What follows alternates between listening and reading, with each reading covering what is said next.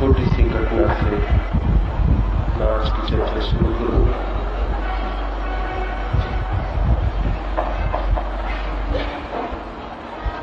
एक गांव में एक अपरिचित फकीर का आगमन हुआ था। उस गांव के लोगों ने शुक्रवार के दिन, जो उनके धर्म का दिन था, उस फकीर को मस्जिद में बोलने के लिए आमंत्रित किया। वो फकीर बड़ी खुशी से राजी हो गए,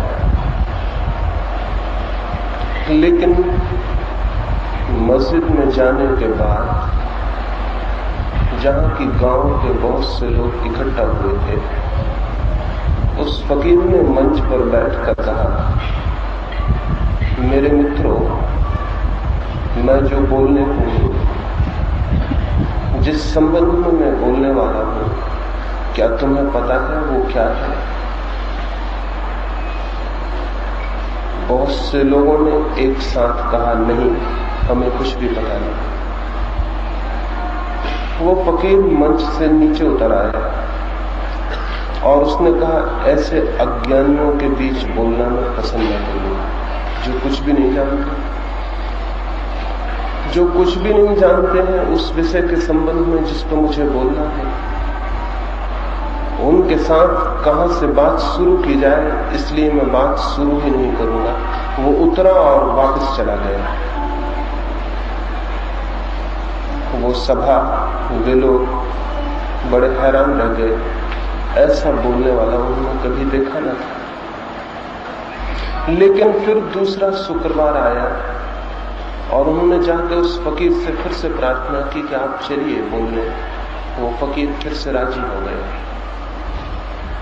और मंच पर बैठकर उसने फिर पूछा, मेरे मित्रों, मैं जिस संबंध में बोलने को हूं, क्या तुम्हें पता है वो क्या है? उन सारे लोगों ने कहा, हाँ, हमें पता है, क्योंकि नहीं कहकर वे पिछली दफा भूल कर चुके। उस फकीर ने कहा, तब फिर मैं नहीं बोलूंगा, क्योंकि जब तुम्हें पता है तो मेरे बोलने का कोई प्रयोजन नहीं। जब तुम्हें ज्ञात ही है तो ज्ञानियों के बीच बोलना फिजूल है। वो उतरा और वापस चला गया। उन गांव के लोगों ने बहुत सोच विचार के ये तय किया था कि अब की बार नहीं, कोई भी नहीं कहेगा, लेकिन हाँ भी फिजूल चली गई। तीसरा शुक्रवार आया, वे सारे लोग फिर उस फकीर के पास गए और उन्होंने कहा कि चलें और हमें उपदेश दें। वो फकीर फिर राजी हो गए।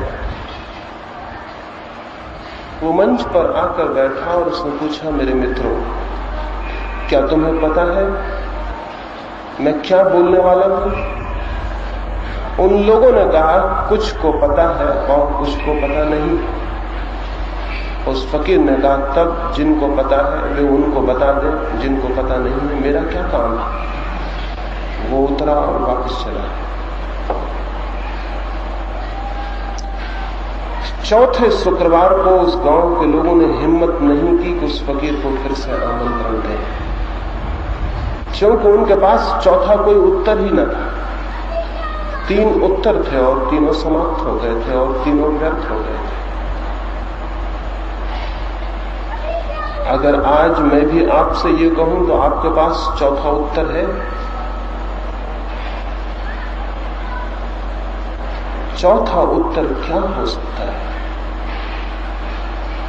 और अगर चौथा उत्तर न हो तो एक रास्ता तो यह है कि उस फकीर के भांति मैं भी उतरूं और चला जाऊं और आपसे कहूं कि बोलने का कोई मतलब नहीं। और या फिर चौथा उत्तर मैं आपको बताऊं, मैं उस फकीर जैसा कठोर नहीं हूं, इसलिए नहीं जाऊंगा, उस संबंध में निश्चिंत रहे। और चौथा उत्तर क्या हो सकता है उस संबंध में आज आपसे मैं बात करूंगा। ये चौथा उत्तर न केवल जो मैं कहूंगा उसे समझने के लिए जरूरी है, बल्कि जीवन को, सत्य को जानने के लिए भी वही चौथा उत्तर जरूरी है। परमात्मा की खोज में भी वही चौथा उत्तर जरूरी है। आनंद की तलाश में भी वही चौथा उत्तर जरूरी है। काश उस मस्जिद के लोगों ने वो चौथा उत्तर दिया होता, लेकिन जमीन पर कोई ऐसी मस्जिद और मंदिर नहीं है जहां वो चौथा उत्तर मिल सके, इसलिए वहां भी नहीं मिला। वो चौथा उत्तर क्या है जो कि यदि दिया गया होता तो वो फकीर उस दिन वहां बोलता और लोगों से अपने हृदय की बातें कहता। क्या ये तीन ही उत्तर हो सकते थे? क्या ये नहीं हो सकता था कि वे सारे लोग कोई भी उत्तर न देते और चुप रह जाते? वो चौथा उत्तर होता। वे कोई भी उत्तर न देते और चुप रह जाते, वो चुप रह जाना चौथा उत्तर होता। और जो चुप रह जाने में समर्थ है वो उस बात को भी समझ सकेगा जो कही जा रही है, और उस जीवन को भी समझ सकेगा जो हमारे चारों ओर मौजूद है। लेकिन हम में से चुप रहने में कोई भी समर्थ नहीं। हम बोलने में समर्थ हैं लेकिन चुप रहने में समर्थ नहीं। हम शब्दों के साथ खेलने में समर्थ हैं लेकिन मौन रह जाने में नहीं। और इसलिए शायद हम जीवन को गंवा देते हैं। जो जीवन हमारे चारों तरफ मौजूद है, चाहे उसे कोई परमात्मा कहे, और जो जीवन हमारे भीतर मौजूद है, चाहे कोई उसे आत्मा कहे, हम उस जीवन को जानने से वंचित रह जाते हैं क्योंकि हम चुप होने में समर्थ नहीं। जानने के लिए चाहिए साइलेंट माइंड, जानने के लिए चाहिए मौन, जानने के लिए चाहिए एक ऐसा मन जो बिल्कुल चुप हो सके। लेकिन हम बोलते हैं, जागते हैं तब भी और सोते हैं तब भी, किसी से बात करते हैं तब भी और नहीं बात करते हैं तब भी हमारे भीतर बोलना चल रहा है। ये जो चैटरिंग है, ये जो निरंतर बोलना है, ये जो निरंतर शब्द ही शब्द है,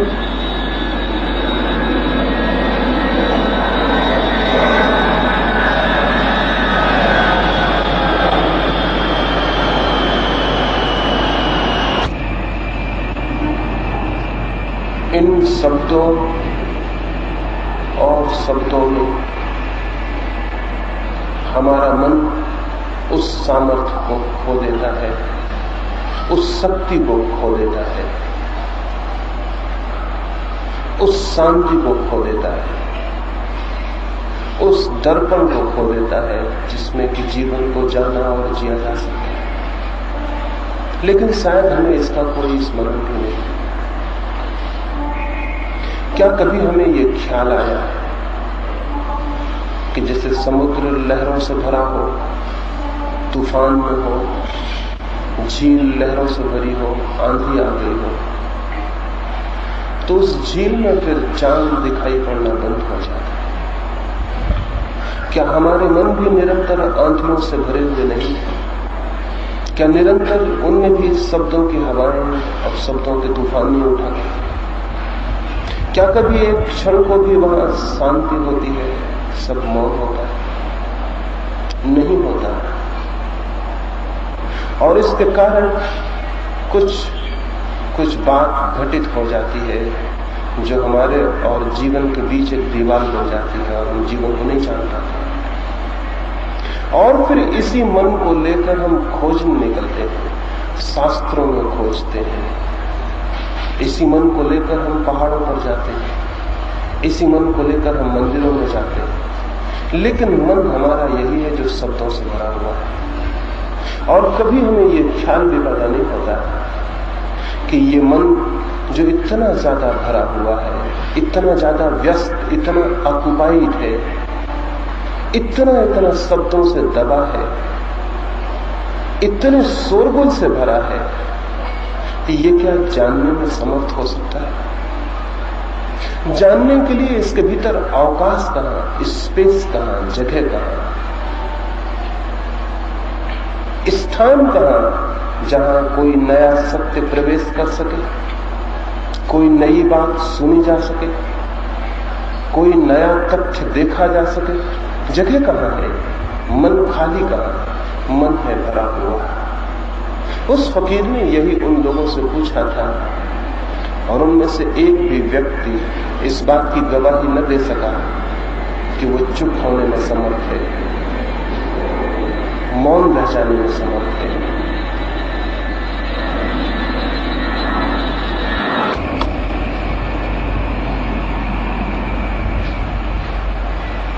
और तब उस फकीर ने ठीक ही किया कि उनसे वो कुछ कहने को राजी न हुआ।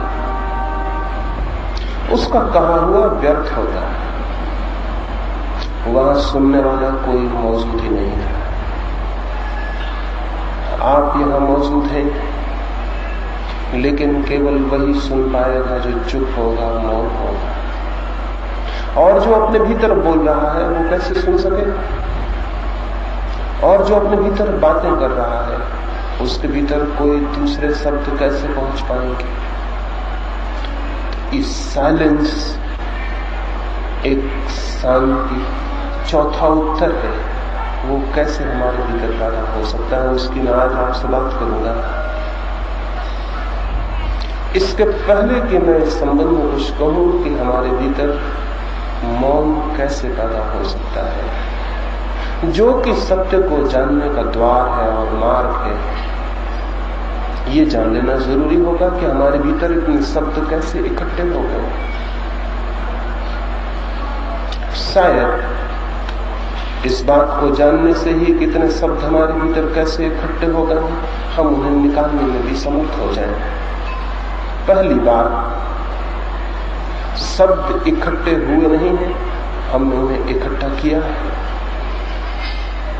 क्योंकि अगर वे इकट्ठे हुए होते तो हम उन्हें दूर भी नहीं कर सकते थे। हमने उन्हें इकट्ठा किया, हम 24 घंटे उन्हें इकट्ठा कर रहे। हम 24 घंटे सब तरफ से उनको ढूंढ के ला रहे हैं। शायद हमें ये ख्याल है कि जितने ज्यादा शब्द होंगे हमारे पास उतना ही बड़ा हमारा ज्ञान हो जाएगा। शायद हमें ख्याल है कि बहुत शब्दों का जो मालिक है वो ज्ञान का भी मालिक हो जाता है। शायद हमें ख्याल है कि शब्द जिसके पास है उसके पास कोई आंतरिक संपदा हो गई। इन्हीं शब्दों के संग्रह को हमें बताया गया है कि ज्ञान है, और हमने इन्हीं शब्दों को इकट्ठा करके अपने को भी विश्वास दिला लिया है कि हम कुछ जानते हैं। लेकिन अगर हम कुछ भी शब्दों को उठा कर देखें और खोज करें तो हमें भ्रम दिखाई पड़ जाएगा। ईश्वर, आत्मा, मोक्ष, प्रेम, सत्य, अहिंसा, इन शब्दों में हम सभी शब्दों से परिचित हैं। लेकिन इनमें से एक भी शब्द को उठा के उसे थोड़ा खोजें तो हमें पता चलेगा कि उस शब्द के भीतर हमारे पास कोई अनुभव नहीं। ईश्वर, इस शब्द को थोड़ा सोचें। इस शब्द के साथ आपकी कौन सी अनुभूति जुड़ी है? ये कोरा शब्द है या कोई अनुभव भी पीछे? आत्मा, इसके साथ कौन सा अनुभव है हमारा? कौन सी हमारी अपनी प्रतीति है? कौन सा एक्सपीरियंस है? या कि ये कोरा शब्द है? जब मैं कहता हूं मकान, जब मैं कहता हूं वृक्ष, तब शब्द नहीं होता हमारे पास, पीछे एक अनुभूति भी होती। जब मैं कहता हूं घोड़ा, तो शब्द ही नहीं होता, घोड़े का एक अनुभव भी होता है। लेकिन जब मैं कहता हूं आत्मा, जब मैं कहता हूं ईश्वर, तब हमारे पास क्या है? हमारे पास केवल एक शब्द है, थोथा और खाली, जिसमें कोई हमारा अनुभव नहीं, जिसमें हमारा कोई जानना नहीं। मनुष्य के पास दो तरह के शब्द हैं। एक तो वे शब्द हैं जो उसके अनुभव से निर्मित हुए हैं, और एक वे शब्द हैं जिनके साथ उसका कोई अनुभव नहीं। धर्म और दर्शन और फिलॉसफी के संबंध में हम जो कुछ जानते हैं वो दूसरे तरह के शब्द हैं जिनके साथ हमारा कोई अनुभव नहीं। और इन शब्दों के आधार पर जो बिल्कुल निष्प्राण, जो बिल्कुल डेड और मुर्दा है, जो वैसे ही है जैसे एक कवि एक समुद्र के किनारे था। वहां बड़ी सुखद हवाएं थी, बड़ी शीतल हवाएं थी, और वहां उसने सोचा कि उन हवाओं को वो अपनी प्रेयसी के पास भी पहुंचा दे। लेकिन उसकी प्रेयसी तो हजारों मील दूर एक अस्पताल में बीमार थी। तो उसने एक बहुत सुंदर संदूक में उस समुद्र की हवाओं को बंद किया और उस संदूक को अपनी प्रेयसी के पास पहुंचा दिया, और एक पत्र लिखा कि समुद्र के किनारे इतनी सुंदर हवाएं हैं, इतनी शीतल, इतनी आनंददायी कि मेरा मन होता है कि उन्हें तुम्हें मैं भेंट भेजूं। तो इस छोटी सी पेटी में थोड़ी सी हवाएं बंद करके भेज रहा हूं, तुम उन हवाओं को पाके प्रसन्न हो जाओ। लिखना मुझे हवाएं तुम्हें कैसी लगी। वो पेटी पहुंची, उसकी प्रेयसी ने वो पत्र पढ़ा और उस पेटी को खोला, लेकिन उसके भीतर तो कुछ भी नहीं था। समुद्र की हवाओं को पेटियों में नहीं भरा जा सकता है। समुद्र की हवाओं को जानना हो तो उन्हें अपने घर तक लाने का कोई उपाय नहीं है, खुद हमें ही समुद्र के किनारे जाना पड़ेगा। ये नहीं हो सकता है कि मेरा कोई मित्र पेटियों में भर के उन्हें मेरे पास भेज दे। हाँ, ये हो सकता है कि मैं खुद समुद्र के किनारे जाऊं और जानूं। ताजी हवाओं को पेटियों में भरते से ही वो मुर्दा हो जाएंगे, उनकी सारी ताजगी चली जाएगी। उसके पास पेटी तो पहुंची लेकिन हवाएं नहीं पहुंची। उसने बहुत खोजा उस पेटी में, लेकिन वहां कोई हवाएं नहीं। हमारे पास भी शब्द पहुंच जाते हैं, अनुभूतियां नहीं पहुंचती। सत्य के किनारे पर जो अनुभव किया जाता है उसे सत्य के किनारे पर ही जाकर अनुभव किया जा सकता है। कोई अनुभव करे और शब्द हमारे पास पहुंचा दे, वे शब्द हमारे पास खाली पेटियों की भांति पहुंचते हैं, उनमें कोई हवाएं नहीं होती। और उन्हीं शब्दों को हम इकट्ठा कर लेते हैं और उन्हीं शब्दों के हम मालिक बन जाते हैं और उन्हीं शब्दों के आधार पर हम जीना शुरू कर देते हैं। वे शब्द ही झूठे हो चुके हैं, हमारा जीवन भी उनके साथ झूठा हो जाता है, और उन्हीं शब्दों के आधार पर हम जीवन के प्रश्नों के उत्तर देने लगते हैं। अगर कोई पूछे ईश्वर है तो हम कोई उत्तर जरूर देंगे, जैसा उस मस्जिद के लोगों ने उत्तर दिया। अगर कोई पूछे आत्मा है तो हम उत्तर जरूर देंगे। अगर कोई पूछे सत्य क्या है तो हम उत्तर जरूर देंगे। और हम में से इतना समर्थ कोई भी नहीं होगा जो चुप रह जाए और इस बात को अनुभव करे कि मेरे पास थोथे शब्दों के सिवाय और क्या है, तो मैं कैसे उत्तर दूं। लेकिन जो आदमी चुप रह जाए उसने सत्य की तरफ जानने की तरफ पहला कदम उठा दिया, उसने सत्य की तरफ यात्रा का पहला कदम उठा लिया, क्योंकि वो शब्दों की व्यर्थता को जान गया। और जो शब्दों की व्यर्थता को जान जाता है वही सत्य तक जाने की खोज कर सकता है। लेकिन जो शब्दों से तृप्त हो जाता है उसकी तो खोज बंद हो जाती है, और हम सारे लोगों की खोज बंद है। कोई एक तरह के शब्दों से तृप्त हो गया है, कोई दूसरे तरह के शब्दों से तृप्त हो गया है, कोई हिंदू होने से, कोई मुसलमान होने से, कोई जैन होने से। ये सब होना क्या है? ये शब्दों से तृप्त हो जाने के अतिरिक्त और कुछ भी नहीं। हमने कुछ उत्तर स्वीकार कर लिए, और जो आदमी कुछ उत्तर स्वीकार कर लेता है उसका मन मुर्दा हो जाता है, उसकी खोज बंद हो जाती है। मुर्दा मन शब्दों से भरा हुआ होता है, ताजा मन शब्दों से नहीं, जिज्ञासा से, इंक्वायरी से। मुर्दा मन का लक्षण है, उसके पास सब उत्तर बंधे हुए तैयार होते हैं। जीवित मन का लक्षण है, उसके पास प्रश्न तो होते हैं लेकिन उत्तर नहीं होते। उसके पास जिज्ञासा तो होती है, खोज की आकांक्षा और प्यास तो होती है, लेकिन उत्तर नहीं होते। और जिसके पास उत्तर नहीं है और प्रश्न है, उसका मन अचानक चुप हो जाता है, मौन हो जाता है। मौन हो जाने का पहला सूत्र है, उत्तरों से मुक्त हो जाइए। लेकिन हमारी हालत बिल्कुल उल्टी है। हमारे पास प्रश्न कम है, उत्तर ज्यादा है। जिसके पास प्रश्न नहीं है और उत्तर है, उस आदमी ने खोज बंद कर दी। वो तृप्त हो गया, वो रुक गया। और जीवन सतत मांग करता है, आगे बढ़ो। और जीवन पुकारता है, आगे आओ। और जीवन कहता है, कहीं रुक मत जाना, क्योंकि रुकने के सिवाय मृत्यु और कुछ भी नहीं।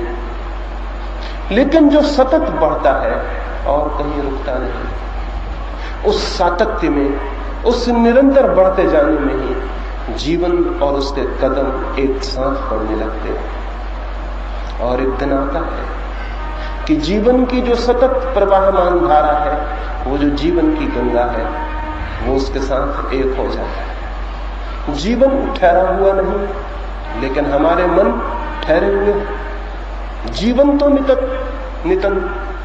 निरंतर सतत आगे जा रहा है, प्रतिक्षण बहा जा रहा है। हेराक्लितु ने कोई 2000 वर्ष पहले यूनान में कहा था, नदी में दोबारा नहीं उतर सकते, एक ही नदी में दोबारा नहीं उतर सकते। उसने जीवन की नदी के बाबत कहा था, नदी तो बही जाती है, आज उतरे हैं उसमें, कल उसी नदी में नहीं उतर सकेंगे। वो नदी आगे चली गई, दूसरे पानी ने जगह ले ली होगी। मैं तो कहता हूं, एक ही नदी में एक बार भी उतरना बहुत कठिन है, क्योंकि जब तक पैर नदी के पानी को छुएगा, नीचे का पानी बह गया। जब पानी पैर नीचे जाएगा, तब तक ऊपर का पानी बह गया। जीवन तो बहाव है, लेकिन मनुष्य का मन ठहराव बन जाता है। और जो मन ठहर जाता है, वो जीवन से उसका संपर्क टूट जाता है, संबंध टूट जाता है। फिर वो कितना ही राम राम जपे और शास्त्र पढ़े, उसे कहीं परमात्मा की कोई झलक उपलब्ध न हो सकेगी, क्योंकि परमात्मा तो जीवन में व्याप्त है। जीवन का ही दूसरा नाम परमात्मा है। जीवन से संबंध जोड़ना है तो मुर्दा मन से संबंध तोड़ना पड़ेगा। और शब्दों से भरा हुआ मन डेड हो जाता है, मुर्दा हो जाता है। हम सबके मन मरे हुए मन है, जीवित मन नहीं।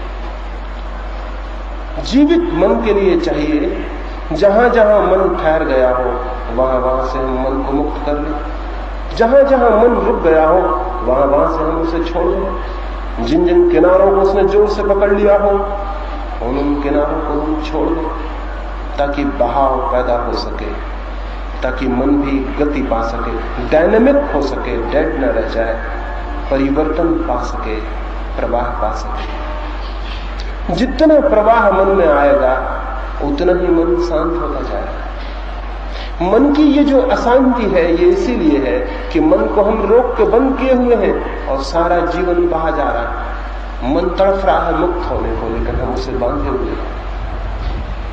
मन स्वतंत्र होने को पीड़ित है और हम उसे बांधे हुए। और बांधे हुए हम किस चीज से? कोई लोहे की जंजीरें नहीं, शब्दों की जंजीरें। और शब्द इतनी अद्भुत जंजीर बन जाते हैं कि आंखें बंद हो जाती हैं, कान बंद हो जाते हैं, हृदय बंद हो जाता है। एक शब्द सब कुछ बंद कर सकता है। हिंदुस्तान में 4000 5000 वर्षों से हम करोड़ों शूद्रों को सता रहे हैं, परेशान कर रहे हैं। क्यों? एक शब्द हमने ईजाद कर लिया, शूद्र। बस एक शब्द ईजाद कर लिया, शूद्र, और कुछ लोगों को हमने चिपका दिया कि ये शूद्र हैं। फिर हमारी आंखें बंद हो गई, फिर हम उनके कष्ट नहीं देख सके, क्योंकि शूद्र दरवाजा बंद हो गया। फिर हम उनकी पीड़ाएं अनुभव नहीं कर सके, फिर हमारा हृदय उनके प्रति प्रेम से प्रवाहित नहीं हो सका। एक शब्द हमने चिपका दिया, सूत्र एक ईजाद कर लिया शब्द, और उस शब्द के आधार पर हम 5000 साल से करोड़ करोड़ लोगों को परेशान कर रहे हैं। और हमें ये ख्याल भी पैदा नहीं हुआ कि हम ये क्या कर रहे हैं। इसलिए ख्याल पैदा नहीं हुआ क्योंकि जिसे हमने शूद्र कह दिया वो हमारे लिए मनुष्य ही नहीं रह गया, उसका मनुष्यों से कोई संबंध नहीं रह गया। एक शब्द खड़ा हो गया शूद्र, और मनुष्य अलग हो गए। वो ठीक हमारे जैसा व्यक्ति दूसरी तरफ मनुष्यों के बाहर हो गया। अगर उसने वेद की ऋचाएं सुन ली तो हमने उसके कान में शीशा पिघलवा के भरवा दिया, क्योंकि वो सुनने का हकदार न था, वो शूद्र था। हमें ये ख्याल भी न आया उसके भीतर भी हमारे जैसी एक आत्मा है जो सत्य की खोज करना चाहती है। और अगर उसने वेद को सुनने की हिम्मत की है, आकांक्षा की है, तो ये स्वागत के योग्य बात है। नहीं, ये हमें ख्याल नहीं आया। एक शब्द काफी था कि वो सूत्र है, और बात खत्म हो गई। हमारे कान बंद हो गए, हमारे प्राण बंद हो गए, हमारे हृदय बंद हो गए। हमने हजारों शब्द ईजाद कर लिए हैं और वो दीवार की तरह खड़े हुए हैं। मैं एक घर में मेहमान था, उस घर के लोगों ने मेरे साथ बहुत अच्छा व्यवहार किया। वे मुझे बड़े प्रेम से 2 दिन अपने घर में रखे। चलने के कोई 2 घंटे पहले उस घर के मालिक ने मुझसे पूछा, आपकी जाति क्या है? उन्हें मेरी जाति का कोई पता नहीं था, और मेरी कोई जाति है भी नहीं, पता हो तो कैसे हो। तो मैंने उनसे मजाक में कहा कि आप खुद ही सोचें कि मेरी जाति क्या हो सकती है।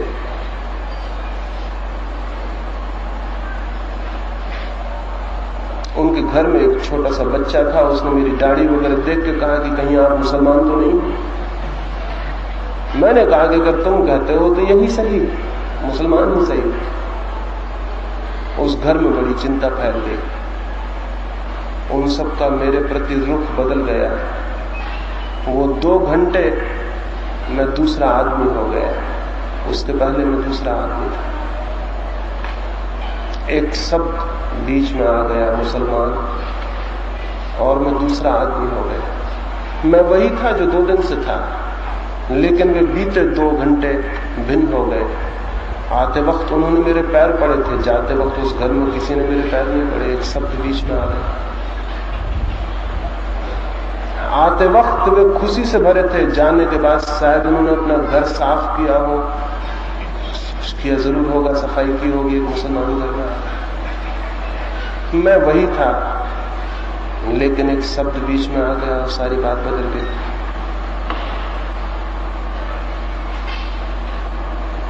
हमने न मालूम कितने शब्द खड़े किए हुए हैं जो दीवार की तरह एक दूसरे मनुष्य को अलग कर रहे हैं, और मनुष्य को ही अलग नहीं कर रहे हैं, हमारी आंखों को भी अंधा कर रहे हैं,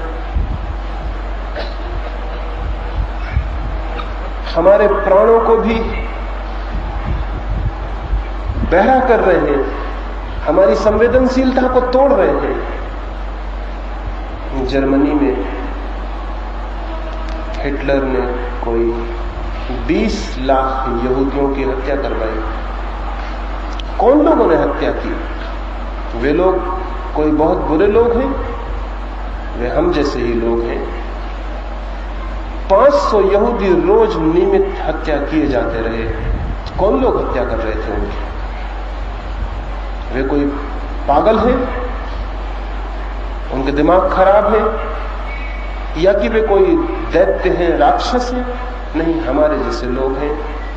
सब बातें हमारी जैसी हैं, लेकिन एक शब्द यहूदी, और उस शब्द के साथ उनके प्राण पागल हो गए, और उन्होंने वो किया जो आदमी को करने में जरा भी शोभा नहीं देता। हमने अपने मुल्क में क्या किया? हिंदुओं ने मुसलमानों के साथ क्या किया? मुसलमानों ने हिंदुओं के साथ क्या किया? छोड़ दें हिंदू मुसलमान की बात। महाराष्ट्रियन गुजराती के साथ क्या कर सकता है? गुजराती महाराष्ट्रियन के साथ क्या कर सकता है? हिंदी बोलने वाला गैर हिंदी बोलने वाले के साथ क्या कर सकता है? गैर हिंदी बोलने वाला हिंदी बोलने वाले के साथ क्या कर सकता है? कुछ शब्द, और उन शब्दों में जहर भरा जा सकता है और हमारे प्राण बिल्कुल ही पागल हो सकते हैं। इससे बहुत से शब्दों की दीवार हमने खड़ी कर ली। इन शब्दों की दीवारों में जो घिरा है वो आदमी कभी भी धार्मिक नहीं हो सकता। शब्दों से मुक्त होना चाहिए। तो एक तो शब्द है दीवार की तरह मनुष्य को तोड़ रहे हैं, और साथ ही ये शब्द जीवन के प्रति भी हमारी आंखों को नहीं खुलने देते, वहां भी आंखों को बंद रखते।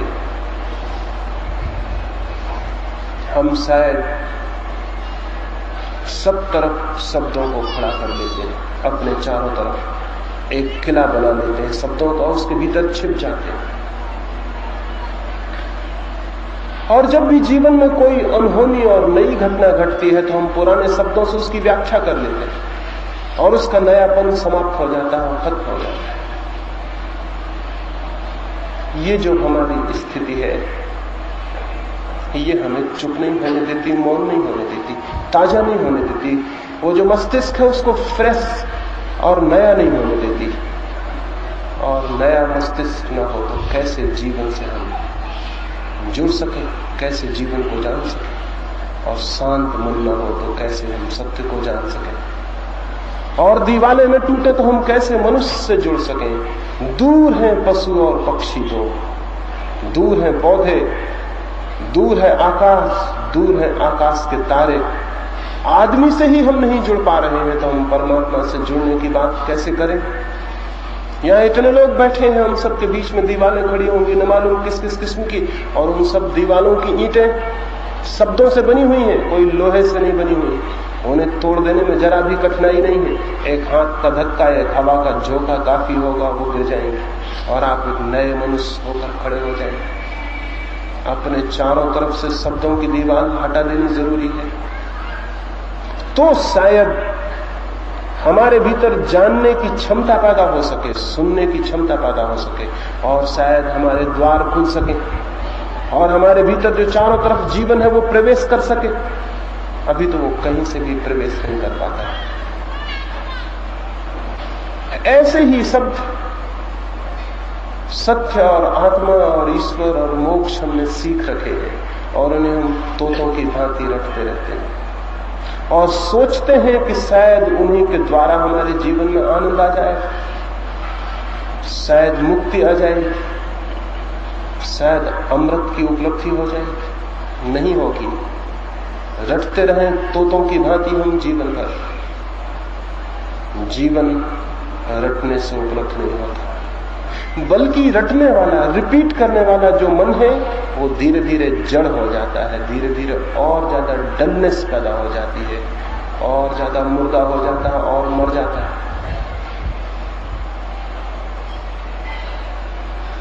क्या करें, कैसे ये दीवार टूट जाए? पहली बात, इस बात का हमें स्पष्ट बोध हो जाना चाहिए कि ये सब दीवार बना रहे। क्योंकि अगर कोई आदमी कारागृह में बंद हो, जेल में बंद हो, और उसे ये भी पता ना हो कि वो जेल में बंद है, तो वो छूटने का उपाय ही नहीं करेगा। अगर उसे ये भी पता ना हो कि मैं जेल के भीतर बंद हूं, तो छूटने का सवाल ही नहीं है। मुक्ति के प्रयास का प्रश्न भी नहीं होगा, प्रश्न भी नहीं होगा। कारागृह से छूटने के लिए पहली बात तो जरूरी है कि वो जान ले कि मैं कारागृह में बंद हूं। अगर ये अनुभव में आ जाए कि मैं कारागृह में बंद हूं, तो जिन दीवालों को उसने कल तक सजाया था और चित्र लगाए थे और फूल लगाए थे, वो दीवालें उसे शत्रु की भांति मालूम होने लगी। वो उनकी सजावट बंद कर देगा और उनको तोड़ने का उपाय करेगा। हम शब्दों की दीवालों को कारागृह अगर न मानते हो, तो हम शब्दों की दीवालों को और सजावट करते हैं और उस पर फूल लगाते हैं, इत्र छिड़कते हैं, उन शब्दों की हम पूजा करते हैं और उन शब्दों को हम और स्वागत करते हैं, तो दीवार और बड़ी होती चली जाती है। हम सब अपने अपने कारागृह को सजाने में लगे हुए, तो उससे मुक्त होने का तो सवाल ही नहीं। हिंदू या मुसलमान सब कारागृह हैं, लेकिन हम तो हिंदू, जैन, मुसलमान इन शब्दों को ऊंचा उठाने में लगे। हम तो इस बात में लगे हुए हैं कि दुनिया में हिंदू धर्म का झंडा गड़ जाए, या ईसाई धर्म का झंडा गड़ जाए, या जैन धर्म का झंडा गड़ जाए। और हम तो जय जयकार करने की कोशिश में लगे हैं कि हिंदू धर्म की जय हो, मुसलमान धर्म की जय हो, हमारा झंडा गड़ जाए। और हम तो इसकी घोषणा करने में लगे हैं कि हिंदू धर्म महान धर्म है और बाकी सब छोटे धर्म हैं, और इस्लाम ही असली धर्म है, बाकी सब झूठे हैं, और क्राइस्ट के सिवाय और कोई मुक्तिदाता नहीं है। इस तरह की बातें जो लोग कह रहे हैं, इस तरह की घोषणाएं जो लोग कर रहे हैं, वे तो अपने कारागृह को सजा रहे हैं कि उसे तोड़ेंगे कैसे। हम तो सारे लोग अपने अपने शब्दों की पूजा करने में लगे, और हमने तो शब्दों के लिए मंदिर बना रखे हैं, और हम लोगों को इकट्ठा कर रहे हैं, उन शब्दों की रक्षा के लिए संगठन बना रहे हैं, उन शब्दों की रक्षा के लिए हत्या करने के लिए हम तैयार हैं, उन शब्दों की रक्षा के लिए चाहे आदमी को मारना पड़े हम मारने को राजी। हमारी किताबें ये कर रही हैं, हमारे ग्रंथ ये कर रहे हैं, हमारा प्रचार ये कर रहा है। सारी दुनिया में धर्म के नाम पर शब्दों के झंडे गड़ाने की कोशिश की जा रही है, चाहे उनके आसपास कितने ही आदमियों की हत्या हो जाए, और आज तक हत्या होती रही है, और आज भी हत्या हो रही है, और कल के लिए भी कुछ नहीं कहा जा सकता। अगर आदमी ऐसा ही रहा तो कुछ भी हो सकता है। पुराने शब्द फीके पड़ जाते हैं तो हम नए शब्द पकड़ लेते।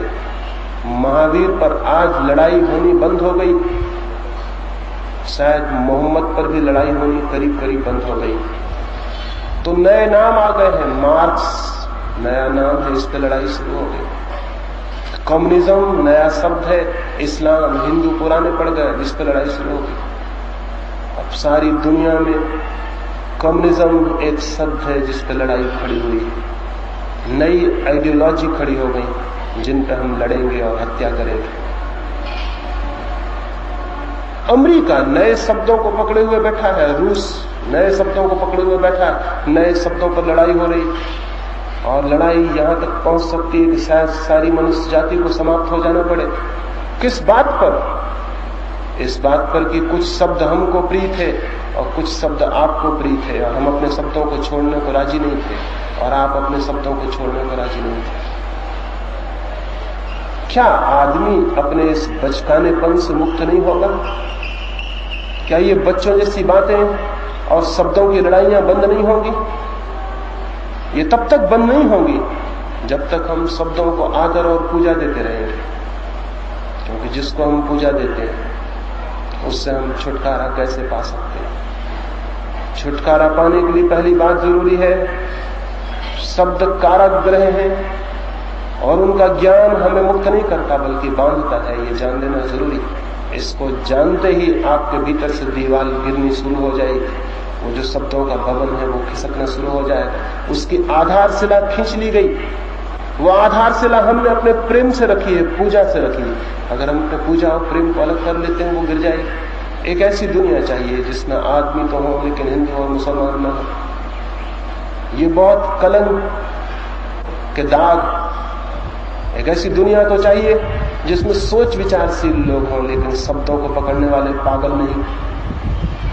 एक ऐसी दुनिया चाहिए जहां आदमी आदमी के बीच शब्दों की कोई दीवार न रह जाए, तो शायद धर्म का राज शुरू हो सकता है। तो शायद व्यक्ति के जीवन में और समूह के जीवन में भी धर्म का अवतरण हो सकता है। उसके पहले नहीं हो सकता, उसके पहले कोई रास्ता नहीं है। इधर 5000 वर्षों में हमने शब्दों के जाल खड़े किए और खुद उसमें फंस गए। अब कौन इसको तोड़े? कुछ लोग अगर हिम्मत नहीं करेंगे तो शायद ये शब्दों का जाल हमारी फांसी बन जाएगा और हमारा बचना मुश्किल हो जाएगा। और कितने आश्चर्य की बात है कि 5000 साल का इतिहास देखने के बाद भी हम शब्दों के प्रति जागरूक नहीं हो रहे हैं कि इन्होंने क्या किया। हमें ख्याल में भी नहीं आ रहा है कि इन शब्दों ने हमारे साथ क्या किया और हमें किस स्थिति में पहुंचा दिया। एक एक व्यक्ति के भीतर भी ये जाल है और सबके बाहर भी ये जाल। हर एक को अपने भीतर इस जाल को तोड़ने में लगना होगा, तो ही उसके भीतर वो साइलेंस पैदा हो सकती है जिसकी मैं आपसे बात कर रहा हूं। क्या करें? कैसे तोड़ें? लोग मुझसे निरंतर पूछते हैं कैसे तोड़ें। मैं उनसे कहता हूं, पहली बात, शब्दों के प्रति सारा आदर, सारी पूजा, शब्दों के प्रति सारा भक्ति भाव छोड़ दें। शब्दों में कुछ भी नहीं, शब्दों में कोई सत्य नहीं है। सत्य तो वही अनुभव होता है जहां सारे शब्द छूट जाते। इसलिए शब्दों के प्रति सारी भक्ति, सारी पूजा जानी चाहिए। ये सारा शब्दों के प्रति जितना आदर है, सम्मान है, ये जानना चाहिए। सम्मान पैदा होना चाहिए सत्य के प्रति, शब्द के प्रति नहीं। और जिसको सत्य के प्रति सम्मान पैदा होगा वो न तो हिंदू रह जाएगा, न मुसलमान, न जैन, न बौद्ध, न ईसाई, न पारसी। और जिससे सत्य के प्रति सम्मान पैदा होगा वो न तो भारतीय रह जाएगा, न पाकिस्तानी, न चीनी। जिससे सत्य के प्रति सम्मान पैदा होगा उसके जीवन से सारी सीमाएं गिर जाएंगी, क्योंकि सब सीमाएं शब्दों ने पैदा की हैं। सत्य की कोई सीमा नहीं, सत्य असीम है। सत्य की कोई सीमा नहीं, सत्य का कोई देश, कोई जाति, कोई धर्म नहीं, सत्य का कोई मंदिर, कोई मस्जिद नहीं। सत्य तो है पूरा जीवन, विराट जीवन, सभी कुछ जो चारों तरफ मौजूद है वो सभी सत्य। तो उस विराट और असीम से मिलने के लिए भीतर भी असीम मन चाहिए। सीमित और क्षुद्र मन, ये जो नैरो माइंड है, ये जो छोटा सा मन है, ये काम नहीं कर सकेगा। विराट को पाने के लिए इसे भी विराट होना पड़ेगा। लेकिन हम ईश्वर को खोजने निकल पड़ते हैं, इसकी बिल्कुल भी खोज नहीं करते। हमारा ये मन कितना क्षुद्र है। एक फकीर के पास एक युवक गया और उस युवक ने कहा, मैं ईश्वर को, मैं सत्य को खोजने आया, क्या आप मुझे कोई मार्ग बता सकेंगे? वो फकीर बोला, इसके पहले कि मैं तुम्हें कुछ कहूं, मेरे साथ कुएं पर आओ। वो कुएं पर पानी भरने जा रहा था। उसने हाथ में एक बाल्टी ली और एक बड़ा ढोल लिया और कुएं पर गया। उसने बाल्टी कुएं में डाली, खींची, और वो युवक खड़ा हुआ देखता रहा। बाल्टी खींच के उसने उस बड़े ड्रम में जिसे वो अपने साथ लाया था उसमें पानी डाला, लेकिन ड्रम के नीचे कोई बॉटम नहीं था, उसके नीचे कोई पेंदी नहीं थी। पानी जमीन पर बह गया। उसने दूसरी बाल्टी खींची, वो भी डाली। वो लड़के का संयम टूट गया। उसने 1, 2, 3 बाल्टियां बहते देखी। चौथी बाल्टी को उसने कहा, महानुभाव, आप भी आश्चर्यजनक मालूम पड़ते हैं। जिस ढोल में आप पानी भर रहे हैं उसमें नीचे कोई पेंदी नहीं और पानी बहा जा रहा है। जिंदगी भर भी पानी भरते रहिए तो भी पानी भरेगा नहीं। उस फकीर ने कहा, मेरे मित्र, मुझे ढोल की पेंदी से क्या मतलब? मुझे पानी भरना है तो मैं ढोल के गले पर आंखें गड़ाए हुए हूं। जब गले तक पानी आ जाएगा तो मैं समझ लूंगा पानी भर गया। पेंदी से मुझे क्या लेना देना? युवक बहुत हैरान हुआ इस उत्तर से। उस दिन चला गया, लेकिन रात उसने सोचा कि जो बात मुझे दिखाई पड़ रही थी, सीधी और साफ बात थी, अंधे आदमी को भी पता चल जाती कि उस ढोल में पेंदी नहीं थी, वो उस फकीर को नहीं दिखाई पड़ी। ये बड़े आश्चर्य की बात है, इसमें जरूर कुछ न कुछ रहस्य होना चाहिए। जो मुझे दिखाई पड़ रहा था उसे क्यों दिखाई नहीं पड़ेगा?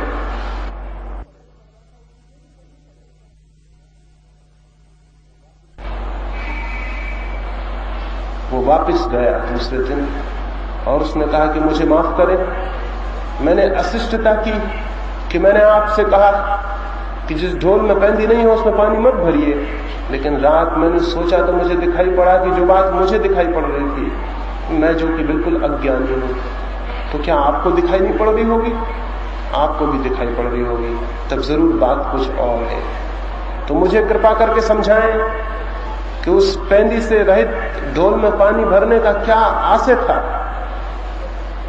उस फकीर ने कहा, ठीक हुआ कि तुम लौट आए, क्योंकि अक्सर जो लोग सत्य खोजने आते हैं उनके साथ पहला काम मैं यही करता हूं, पेंदी रहित ढोल में पानी भरता हूं। वो मुझे पागल समझ के वापस लौट जाते हैं और फिर कभी नहीं आते। लेकिन तुम लौट आए, तुम पहले आदमी हो लौटने वाले, तुमसे मैं कुछ कहूंगा। तुम्हें ये तो दिखाई पड़ गया कि जिस ढोल में पेंदी नहीं है उसमें पानी नहीं भरा जा सकता, लेकिन तुम्हें ये दिखाई क्यों नहीं पड़ता कि तुम्हारा मन जो इतना क्षुद्र है उसमें आकाश जैसे विराट सत्य को नहीं भरा जा सकता। तुम्हें ये तो दिखाई पड़ गया कि जो बर्तन पानी भरने में समर्थ नहीं है उसमें पानी नहीं भरा जा सकता, लेकिन तुम्हें ये दिखाई क्यों नहीं पड़ता कि जो मन अभी सत्य को भरने में समर्थ नहीं है उसमें सत्य नहीं भरा जा सकता। लेकिन तुम वापस लौट आए हो, तुमसे कुछ बात हो सकती है। सत्य की खोज को छोड़ दो। जैसा कि तुमने मुझसे कहा था कि पानी भरना बंद करो, पहले इसके भीतर पेंदी होनी चाहिए, वही मैं तुमसे कहता हूं, ईश्वर और सत्य की खोज को छोड़ दो, पहले उस मन की फिक्र करो जो तुम्हारे भीतर है और जो सत्य की खोज करने जा रहा है। हम सारे लोग खोज करने निकल पड़ते हैं बिना इस बात को देखे हुए कि जो मन खोज करने जा रहा है वो कैसा है। पहली बात तो ये कि वो मन बहुत सीमित, बहुत क्षुद्र है, शब्दों की दीवार में बंद है और इसलिए सत्य को नहीं पा सकेगा। दीवार तोड़नी जरूरी है और कोई दूसरी दीवार नहीं है। स्मरण रखिए, मन के ऊपर शब्दों के अतिरिक्त और कोई दीवार नहीं। अगर शब्द अलग हो जाए तो मन एकदम निराकार हो जाए। कभी आपने सोचा, कभी अपने मन के भीतर खोजी ये बात कि अगर शब्द न हो तो वहां क्या हो? अगर कोई भी शब्द न हो तो भीतर क्या होगा? कोई दीवार न होगी, कोई सीमा न होगी, मन निराकार हो जाएगा। कहीं किसी किनारे पर भी फिर मन को बांधने वाली कोई चीज न होगी। शब्द बांध रहे हैं, जितना ज्यादा शब्द बांध लेते हैं उतनी मन छोटा हो जाता है, जितने शब्द छूट जाते हैं उतनी मन बड़ा हो जाता है। शब्दों को विदा करना है। पहली बात जो मैंने कही वो ये कि शब्द दीवार है, कारागृह है, ये बोध होना चाहिए। दूसरी बात, इन शब्दों को विदा करना है तो संग्रह करना बंद कर देना चाहिए। लेकिन हम तो सुबह से सांझ तक शब्दों का संग्रह करते हैं। सुबह उठते से ही हम अखबार की खोज करते हैं, फिर रेडियो को सुनते हैं, फिर मित्रों से बात करते हैं, फिर दिन भर है, फिर सांझ है और शब्द इकट्ठे हो रहे हैं। और कभी हम इस बात का ख्याल नहीं रखते कि ये सब इकट्ठे करके आखिर में हम क्या करेंगे। ये सारे शब्द इकट्ठे हो जाएंगे, काम के बेकाम, अर्थ के अनर्थ, सब इकट्ठे हो जाएंगे। फिर मन इनसे क्या करेगा? लेकिन शब्दों को जितना हम इकट्ठा कर लेते हैं, एक तरह का पावर, एक तरह की ताकत हमको मिलती हुई मालूम पड़ती है। क्योंकि जो आदमी शब्दों के साथ खेलने में जितना कुशल हो जाता है, वो आदमी उतना ही लोगों पर प्रभावी हो जाता है, लोगों के ऊपर प्रभाव हो जाता है उसका। जितना शब्दों के साथ खेलने में उसकी कुशलता बढ़ जाती है, वो लोगों के साथ उतना ही कुशल हो जाता है। जितना शब्दों में कमजोर होता है, उतनी उसकी लोगों के साथ जीवन में कुशलता कम हो जाती है। शब्द कुशलता बढ़ाते हुए मालूम पड़ते हैं, ये बात सच है। शब्द निश्चित ही कुशलता बढ़ाते हैं, जीवन के व्यवहार में एक इफिशियंसी, एक कुशलता पैदा करते हैं। लेकिन शब्द भीतर इकट्ठे होते जाते हैं और विचार इकट्ठे होते जाते हैं और भीतर धूल इकट्ठी होती जाती है, कचरा इकट्ठा होता जाता है और वो सब इतने ज्यादा भीतर इकट्ठे हो जाते हैं कि उनमें बंद मन फिर किसी तरह की उड़ान लेने में समर्थ नहीं रहता। शब्दों का व्यवहार करें, शब्दों की कुशलता उपयोगी है, लेकिन शब्दों के गुलाम न बन जाए। कोई शब्द आपको पकड़ने वाला न हो जाए, शब्द आपके हाथ के साधन हो, शब्द जीवन के साधन न बन जाए। इसका स्मरण रहे निरंतर। शब्द जीवन के लिए, बोलने के लिए, संबंधित होने के लिए जरूरी है, लेकिन शब्द भीतर जंजीरें नहीं बन जानी चाहिए। ये अगर निरंतर स्मरण हो तो हम व्यर्थ के शब्द भी इकट्ठे नहीं करेंगे और जिन शब्दों को इकट्ठा करेंगे उनको भी हम अपनी जंजीरें न बनने देंगे। वे हमारे प्राणों के ऊपर पत्थर बनकर नहीं बैठ जाएंगे। हम उन्हें किन्हीं भी क्षण हटा दे सकते हैं। उनके साथ हमारा कोई मोह, कोई लगाव पैदा नहीं हो जाएगा। लेकिन अभी तो अगर हम एक शब्द भी आपको हटाने को कहें तो इतना मोह और इतना लगाव मालूम होगा कि उसे कैसे हटा सकते हैं। अगर मैं आपसे कहूं कि आप इतनी हिम्मत करें कि मैं हिंदू शब्द को हटा दूं अपने मन से, तो आप कहेंगे ये कैसे हो सकता है, क्योंकि शब्द को हटाऊंगा तो फिर मैं क्या रह जाऊंगा। वो हिंदू होना जैसे हमारी संपत्ति और हमारी आत्मा, जैसे उसे हम हटा नहीं सकते। यहूदी होने को नहीं हटा सकते, मुसलमान होने को नहीं हटा सकते। वो शब्द हमारे प्राणों पर बैठा है। अभी एक गांव में मैं था, उस गांव के मुसलमान नवाब की पत्नी मुझसे मिलने आई और उसने मुझसे कहा, आपकी बातें तो मुझे ठीक मालूम पड़ी, लेकिन 3 रात मैं सो नहीं सकी। मैंने बहुत कोशिश की इस मुसलमान होने की बात को हटा दूं, लेकिन इसे हटाना ऐसा लगता है जैसे कोई अपने प्राणों को अलग कर रहा हो। शब्द अगर इस भांति मन को पकड़ते हो तो गुलामी पैदा होती है, तो एक स्लेवरी पैदा होती है। तो शब्दों के साथ मोह नहीं होना चाहिए, उनका उपयोग होना चाहिए, जैसा आदमी वस्त्रों का उपयोग करता है। शब्द वस्त्र से ज्यादा नहीं होने चाहिए। उनके साथ कोई मोह, कोई लगाव, कोई आसक्ति, उनके साथ प्राणों का कोई गहरा संबंध बनाना एक गुलामी को निर्मित करना है। और जब ये गुलामी निर्मित हो जाए तो फिर हम अपने ही हाथ से पैदा किए हुए जाल में फंस जाते हैं, जिसके बाहर निकलना कठिन होता है। मैंने उस महिला को कहा कि अगर तुम्हारी इतनी भी सामर्थ्य नहीं है कि तुम एक शब्द को अपने से मुक्त कर सको, तो फिर क्या तुम सोचती हो कि ये मन जो इतना कमजोर और गुलाम है, क्या ये मन ईश्वर को जान सकेगा, जिसकी इतनी साहस और इतनी हिम्मत और इतना सा साहस नहीं है कि एक शब्द से छुटकारा पा सके। ये और किस चीज से छुटकारा पा सकेगा। ये स्मरण रखना जरूरी है कि ये शब्द आते हैं, जाते हैं, इनके साथ कोई प्राणों का संबंध बांध लेना ठीक नहीं। तब चित्त एक निरंतर सतत मुक्ति की अवस्था में, सतत प्रवाह की अवस्था में हो सकता है। उत्तर पकड़ लिए जाते हैं, फिर उन उत्तरों के लिए हम मोहाविष्ट हो जाते हैं कि यही सत्य होना चाहिए। सत्य को बिना जाने मोहाविष्ट हो जाना कि यही सत्य होना चाहिए बहुत खतरनाक है, गुलामी है। स्वतंत्रता चाहिए चित्त की, तभी तो चित्त शांत भी हो सकेगा, नहीं तो नहीं हो सकेगा। गुलाम चित्त कैसे शांत हो सकता है? गुलाम चित्त कमजोर चित्त है। ये स्मरण, ये प्रतीति, ये बोध कि शब्द जो मैं इकट्ठे कर रहा हूं वो मेरी गुलामी तो नहीं बन रहे, ये निरंतर अगर ख्याल हो तो कोई कारण नहीं है कि कोई शब्द हमारी गुलामी बन जाए और कोई शब्द बाधा बन जाए। निरंतर आपने देखा होगा, अगर हम किसी से कुछ बात करते हैं और विवाद करते हैं तो विवाद सत्य के लिए नहीं होता, निरंतर शब्दों के लिए होता है। हम एक शब्द पकड़ लेते हैं, दूसरा आदमी दूसरा शब्द पकड़ लेता है और हम विवाद में पड़ जाते हैं। इसीलिए तो किसी विवाद, किसी आर्गुमेंट से कभी कोई निष्पत्ति नहीं निकलती, कोई कंक्लूजन नहीं निकलता। अगर शब्दों की पकड़ न हो तो 2 आदमी जो विवाद करेंगे और विचार करेंगे, वो विचार उन्हें कहीं ले जाएगा, किसी निष्पत्ति पर, किसी निष्कर्ष पर, किसी समाधान पर। लेकिन हम सब शब्दों को पकड़ लेते हैं।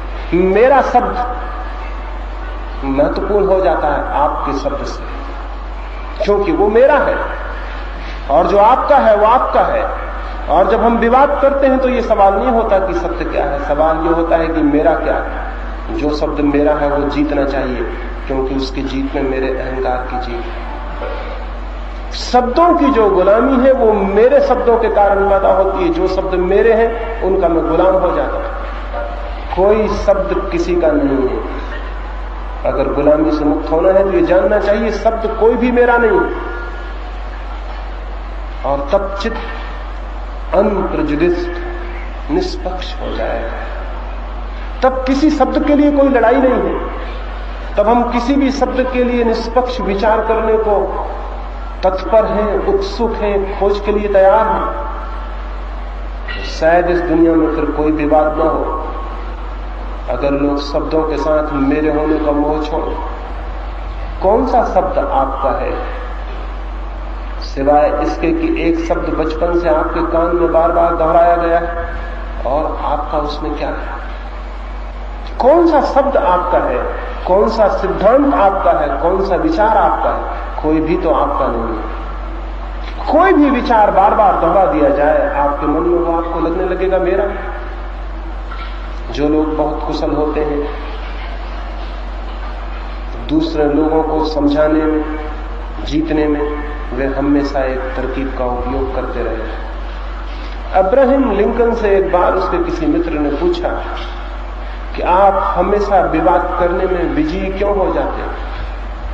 उसने कहा, मैं दूसरे आदमी को इस भांति का विश्वास दिलाने की कोशिश करता हूं कि जो मेरी मर्जी है वो उसकी ही मर्जी है। जो बात मुझे उसे मनवानी होती है, जिस बात के लिए मुझे उसे कन्विंस करवाना होता है, मैं इस भांति की कोशिश करता हूं जैसे कि वो उसकी ही मर्जी है। और जैसे ही उसे ये ख्याल पकड़ जाता है कि ये उसकी मर्जी है, मैं जीत जाता हूं, वो हार जाता है, हालांकि उसे लगता है कि वो जीता। अब्राहम लिंकन ने कहा कि मेरा एक मित्र एक मामले में बिल्कुल जिद पकड़े हुए था। मैंने 8-10 दिन के लिए बात उस संबंध में करनी बंद कर दी। एक दिन रास्ते में चलते हुए मैंने उससे कहा कि मुझे ऐसा ख्याल आता है एक दिन तुमने ऐसी कोई बात कही थी, वो बात वही थी जो मुझे मनवानी थी, और ये बात बिल्कुल झूठ थी कि उसने कभी मुझसे उस बात को कहा। लेकिन मैंने उससे कहा कि मुझे ख्याल आता है कि कभी तुमने ऐसी कोई बात मुझसे कही थी। उसने कहा, मुझे तो ख्याल नहीं आता। लेकिन मैंने उसे ख्याल दिलाने की कोशिश की कि एक दिन बातचीत के दौर में तुमने ऐसा कुछ कहा था, और वो धीरे धीरे सहमत हुआ और राजी हो गया। उस बात पर राजी हो गया जिस पर 8 दिन पहले वो विवाद करने को तैयार था। कौन सी कमजोरी इस लिंकन ने उस आदमी की पकड़ ली? एक कमजोरी पकड़ ली, उसे ये ख्याल आ जाए कि ये बात मेरी है, तो बात पूरी हो गई। दुनिया में जो बड़े नेता हैं वे जनता को ये विश्वास दिलाया करते हैं कि आप जो कहते हो वही हम कह रहे हैं, जो आपकी मर्जी वही हमारा विचार। और लोग ऐसी मूर्खतापूर्ण बातों के लिए भी राजी हो जाते हैं जिनका कोई हिसाब नहीं। एक दफा उन्हें विश्वास आ जाए कि वो विचार उनका है, मेरा है, बस फिर कुछ भी करवाया जा सकता है। हिंदू धर्म मेरा है तो फिर मेरी हत्या करवाई जा सकती है। मुसलमान धर्म मेरा है तो फिर मैं अपनी गर्दन कटवा सकता हूं। वो जो मेरा है वो बहुत बलवान और वो मेरे मन को पकड़ लेगा। ये जो शब्द और विचारों की सारी गुलामी है, ये मेरे की वजह से पैदा हुई। इसको अगर तोड़ना है तो एक बात जान लेनी है, कोई शब्द मेरा नहीं है, कोई विचार मेरा नहीं। सब विचार उधार है और सब विचार किसी खास तरह के प्रोपेगेंडा का परिणाम है। मैं हिंदू घर में पैदा हुआ हूं तो हिंदू प्रोपेगेंडा के भीतर पला। बचपन से मुझे कहा गया कि कृष्ण जो है भगवान और गीता जो है भगवान की किताब है। मुझे बचपन से ये बात कही गई है, मैंने बार बार इसे सुना है। धीरे धीरे मुझे ये एहसास आ गया है कि ये मेरा ख्याल है कि कृष्ण जो है भगवान है, गीता जो है भगवान की किताब। ये मेरा ख्याल है। ये 20, 25 वर्ष, 50 वर्ष तक निरंतर दोहराने का परिणाम है कि मुझे लगता है ये मेरा ख्याल, इसमें मेरा क्या है। अगर मुझे मुसलमान घर में रखा गया होता तो मेरा ख्याल ये होता कि कुरान जो है वो भगवान की किताब है, और अगर मुझे ईसाई घर में रखा गया होता तो मेरा ख्याल ये होता कि बाइबल जो है वो ईश्वर की किताब है। बचपन से जो प्रोपेगेंडा है, प्रचार है, उसका परिणाम है कि लगता है कि ये मेरे शब्द, ये मेरा धर्म है, ये मेरा देश, ये मेरी जाति, ये शब्द मेरे हैं और वो शब्द मेरे नहीं। फिर गुलामी खड़ी हो जाती। आज तक हम बच्चों के मन गुलाम बनाते रहे। एक अच्छी दुनिया पैदा नहीं हो सकी क्योंकि माँ बाप ने निरंतर ये कोशिश की है कि जिस गुलामी में वे कैद हैं उनका बच्चा उस गुलामी के बाहर ना हो जाए, वो भी उसी कारागृह में बड़ा हो। हर बाप हर माँ की ये कोशिश रही है आज तक कि जिस गुलामी में वो है बच्चा उस गुलामी के बाहर ना हो जाए। शायद एक डर था इसमें, और वो केवल ये था कि अगर वो मेरी गुलामी से बाहर हुआ तो वो किसी दूसरे की गुलामी में पड़ जाएगा। अगर वो हिंदू घेरे के बाहर हुआ तो पता नहीं मुसलमान हो जाए, ईसाई हो जाए। इसके पहले कि वो ईसाई या मुसलमान हो उसे हिंदू बना देना जरूरी है। और दुनिया में जितने धर्म हैं वो चूंकि सभी एक न एक तरह की गुलामियां हैं, इसलिए हर बाप परेशान है और डरा हुआ है कि मेरा बच्चा कहीं इस गुलामी को छोड़कर उस गुलामी में न चला जाए, क्योंकि अपनी गुलामी फिर भी अपनी है, पराई तो नहीं है, अपनी अकेली नहीं है, बाप दादों से हजारों वर्ष से है, परंपरागत है। जो अपनी है वो गुलामी हो तो भी अच्छी मालूम पड़ती। इस वजह से आज तक दुनिया में स्वतंत्र मन पैदा नहीं हो सका। इस वजह से अब तक हम स्वतंत्र मनुष्य को जन्म नहीं दे पाए, और गुलाम मनुष्य की जो तकलीफें वो हम सबको झेलनी पड़ रही है और हम झेलते रहेंगे। लेकिन क्या ये हमेशा ही चलाए जाना? क्या कोई रास्ता नहीं खोजना है कि बदलाव हो सके? क्या कोई फिक्र नहीं करनी है कि क्रांति आ सके और हम स्वतंत्र मनुष्य को जन्म दे सकें? लेकिन आप अपने बच्चों के लिए स्वतंत्रता के मार्गदर्शिता तभी हो सकेंगे जब आप स्वतंत्र हो जाएं। और स्वतंत्र होने के लिए जरूरी है, पहली बात, अपने मन से ये ख्याल अलग कर दें कि कोई विचार मेरा है। ये मेरे का ख्याल टूट जाए और आप पाएंगे आप एकदम निष्पक्ष हो गए, एकदम मुक्त हो गए।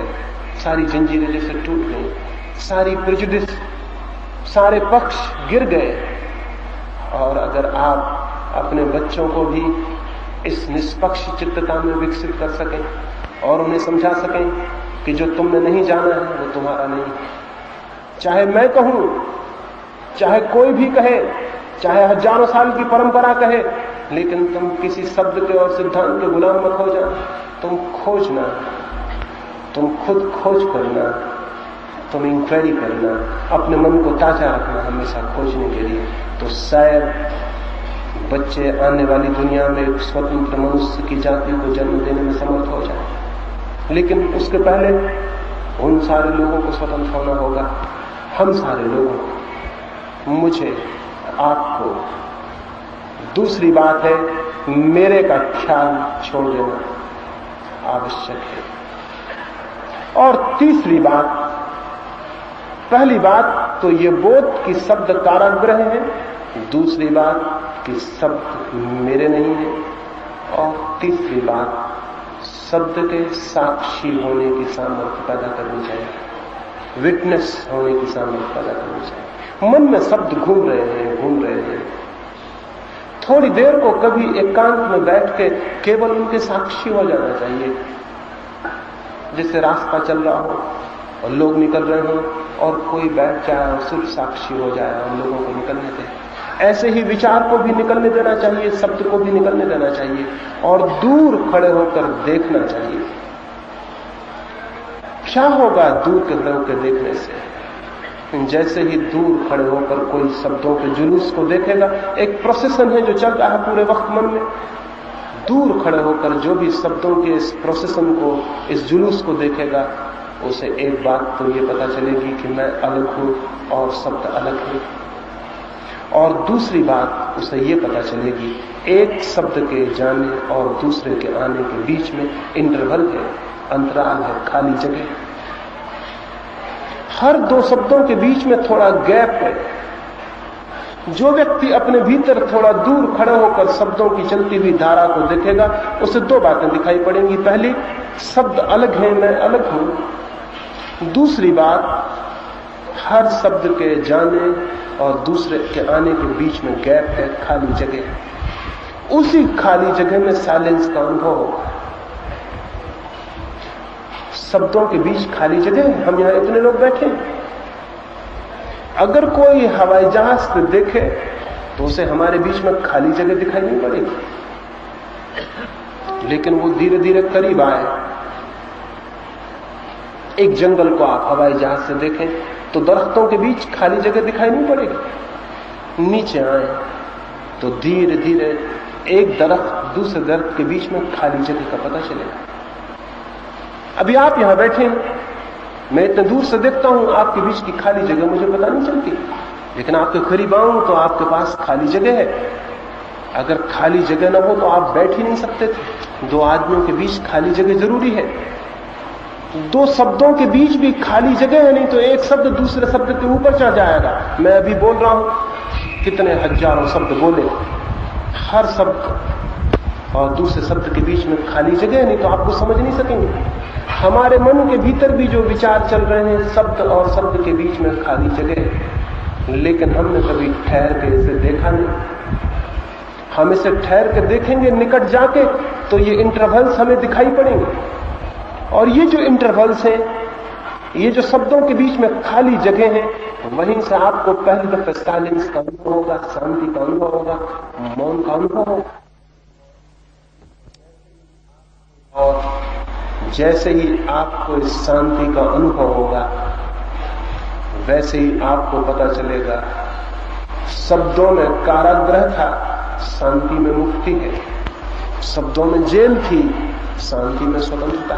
ये आपको पता चलेगा। ये मेरे कहने से पता नहीं चल सकता, ये किसी और के कहने से पता नहीं चल सकता। ये तो शांति का जैसे ही अनुभव होगा, जैसे शब्दों के बीच में खाली जगह मिलेगी और आप उसमें डूब जाएंगे, तो आप पाएंगे शब्द बंधन है, शून्य स्वतंत्रता है।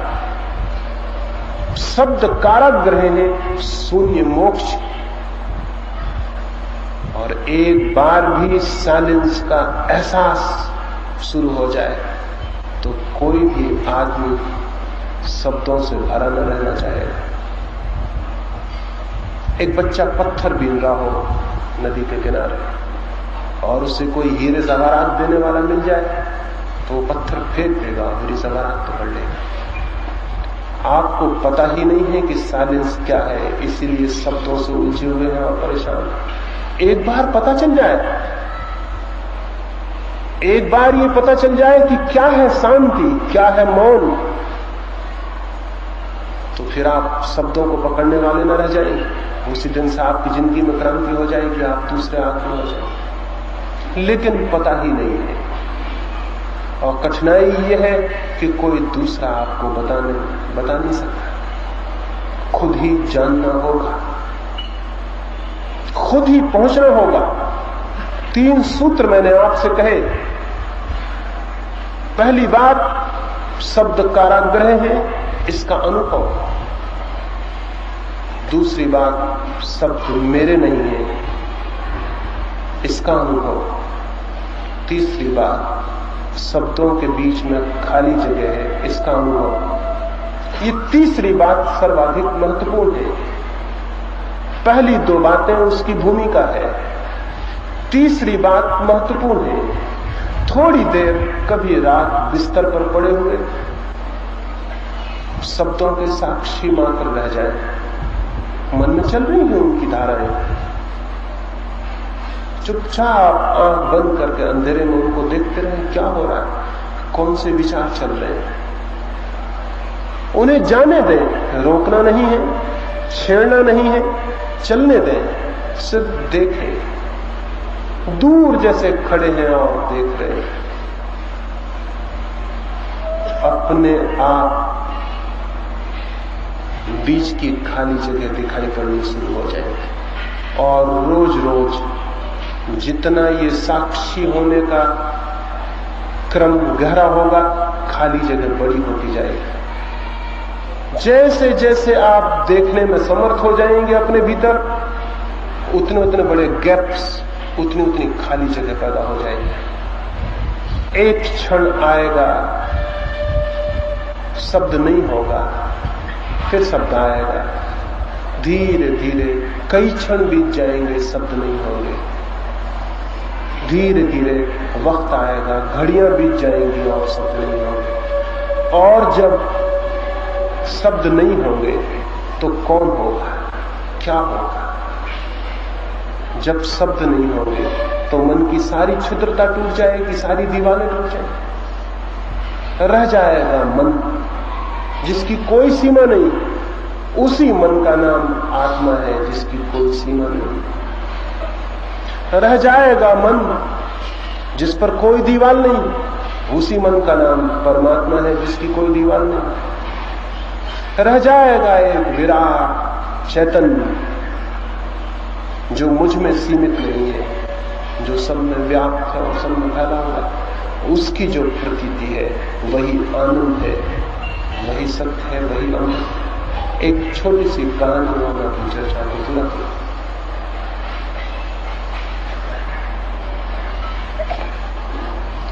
एक बहुत पुराने देश में और बहुत पुराने दिनों में एक राजा ने एक अद्भुत दान उस देश के 100 ब्राह्मणों को दिया था। उसने कहा था कि मेरे पास एक बड़ी भूमि है, तुम इस भूमि में से जितनी घेर लो तुम्हारी हो जाएगी। बहुमूल्य भूमि थी। राजा ने अपने जन्मदिन के उत्सव में देश के 100 बड़े ब्राह्मणों को बांट देनी चाहिए थी।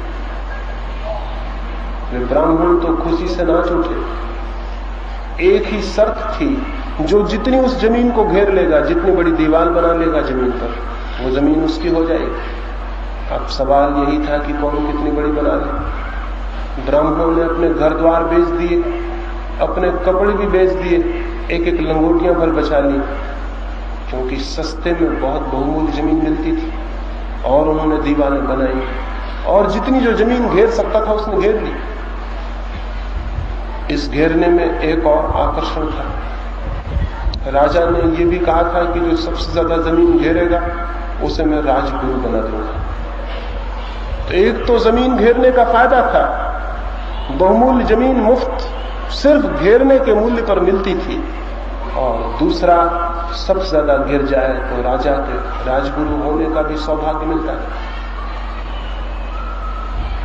6 महीने का वक्त दिया था। फिर 6 महीने के बाद राजा गया और उन ब्राह्मणों से कहा, मैं खुश हूं कि तुमने काफी जमीनें घेरी, अब मैं पूछने आया हूं कि सबसे ज्यादा जमीन का घेरा किसका है। एक ब्राह्मण खड़ा हुआ और उसने कहा कि इसके पहले कि कोई कुछ कहे, मैं दावा करता हूं कि मेरा ही घेरा सबसे बड़ा है। सारे ब्राह्मण हंसने लगे, राजा भी हंसा, क्योंकि वो गांव का दरिद्रतम ब्राह्मण था और किसी को भी ये आशा नहीं थी कि उसने बड़ा घेरा बनाया हो। और ब्राह्मणों को तो भली भांति पता था कि उसने छोटा सा घेरा बनाया है, कुछ थोड़ी सी लकड़ी वगैरह लगा के थोड़ी सी जमीन घेरी। लेकिन जब दावा किया गया था तो निरीक्षण के लिए राजा को जाना पड़ा। वे 100 ब्राह्मण भी गए। वहां जाके पहले ही सबको शक हुआ था कि मालूम होता है उसका दिमाग खराब हो गया है, क्योंकि लोगों ने तो मीलों लंबे जमीन के टुकड़े घेर लिए थे। वहां जाके तो निश्चय हो गया कि वो पागल हो गया। उसने थोड़ा सा जमीन का टुकड़ा घेरा था, कुछ लकड़ियां बांधी थी, लेकिन रात मालूम होता था उसमें उसने आग लगा दी थी। अब वहां कोई घेरा नहीं था, सारी लकड़ियां जली हुई पड़ी थी। राजा ने कहा, मैं समझ नहीं पा रहा, आपकी दीवार कहां है? उस ब्राह्मण ने कहा, मैंने दीवार बनाई थी, मैंने लकड़ियां लगाई थी, लेकिन फिर रात मुझे ख्याल आया कि चाहे मैं कितनी ही बड़ी जमीन घेर लूं, जो जमीन घिरी हुई है वो छोटी ही होगी, बड़ी नहीं हो सकती। आखिर जो चीज घिरी है वो छोटी ही होगी, बड़ी नहीं हो सकती। तो रात मैंने अपने घेरे में आग लगा दी। अब मेरी जमीन को कोई घेरा नहीं, इसलिए मैं दावा करता हूं कि मैंने सर्वाधिक जमीन घेरी, कोई घेरा नहीं मेरी जमीन पर। राजा उसके पैरों पर गिर पड़ा और उसने कहा, तुम अकेले ही ब्राह्मण हो, बाकी सभी वैश्य हैं, और 99 लोगों ने जमीन घेरी है, गणित का हिसाब रखा है, नाप जोख की है। तुम अकेले आदमी ब्राह्मण हो, तुम्हारा जो घेरा था वो भी तुमने तोड़ दिया। जिसका कोई घेरा नहीं है वही तो ब्रह्म को जान पाता, वही तो ब्राह्मण हो जाता। वो ब्राह्मण राजगुरु बना दिया गया। उसने एक अद्भुत साहस किया, घेरा तोड़ देने का साहस, और घेरा तोड़ते ही सब कुछ उसका हो गया। ये कहानी अंत में इसलिए कह रहा हूं, मन पर घेरे हैं और मन के घेरे को जो तोड़ देगा वो ब्रह्म को जान लेता है। मन पे नाप जोख है, इंच इंच फीट फीट बनाकर हमने दीवार खड़ी की। उसी दीवार में हम जिंदा रहने के आदी हो गए, उसी से हम पीड़ित और परेशान, और उसी के कारण हम क्षुद्र हो गए। और विराट जो कि निरंतर मौजूद है, परमात्मा, उससे हमारा कोई संबंध नहीं रह गया। उससे संबंध हो सकता है, लेकिन जो उस ब्राह्मण ने किया था उस रात, किसी रात आपको भी वही करना पड़ेगा। उसने जो घेरा बनाया था, आग लगा दी थी। जिस रात आप भी अपने घेरे में आग लगाने को राजी हो जाएंगे, उस दिन परमात्मा और आपके बीच फिर कोई दीवार नहीं और कोई रोकने वाला नहीं। और उस सत्य को जानकर ही जो ऐसा घेरे से मुक्त मन जान पाता है, जान सकेंगे जीवन के आनंद को, जीवन के सौंदर्य को, जीवन के प्रेम। उसके पहले सब दुख और सब नरक, उसके पहले सब अंधकार है, उसके पहले सब पीड़ा और मृत्यु है, उसके बाद न पीड़ा है न मृत्यु, उसके बाद न दुख है न दैन्य, उसके बाद जो भी है वो परम आनंद है और परम शांति है। उसे जान लेना ही, उसे पा लेना ही जीवन का लक्ष्य है। और जो उसे पाने से वंचित रह जाता है, उसका जीवन व्यर्थ चला जाता है। वो कंकड़ पत्थर बीनने में गंवा देता है और हीरे जवाहरातों के ढेर उसके निकट थे, उनको नहीं देख पाता। वो मिट्टी को बांधने में गंवा देता है, सोने की खदानें उसके पास थी, उनको नहीं देख पाता। वो क्षुद्र को कमाने में, विराट की संपदा को पाने से वंचित रह जाता है। आज की संध्या थोड़ी सी बात मैंने आपसे कही, शब्द के घेरों और दीवार से मुक्त हो जाने की। इस संबंध में बहुत प्रश्न उठे होंगे, क्योंकि जिसको प्रश्न न उठे हों वो तो आज की रात ही अपने घेरे में आग लगाने में समर्थ हो सकता है, लेकिन नहीं, प्रश्न उठे होंगे। मैं जब बोलता था तब आपके भीतर बहुत से शब्द जग गए होंगे, तो उन प्रश्नों की हत्या के लिए कल का समय निश्चित है। जो प्रश्न उठे हों वो कल पूछे जा सकते हैं, इस ख्याल से नहीं कि मैं उनके उत्तर दूंगा, बल्कि इस ख्याल से कि उनकी हत्या में आपका सहयोगी हो सकूं। उत्तर देने वाला मैं कौन? और मेरा तो कहना ही यह है कि उत्तर इकट्ठे मत करना। फिर भी कल इस संबंध में जो भी पूछने को ख्याल आया हो उसकी बात करूंगा।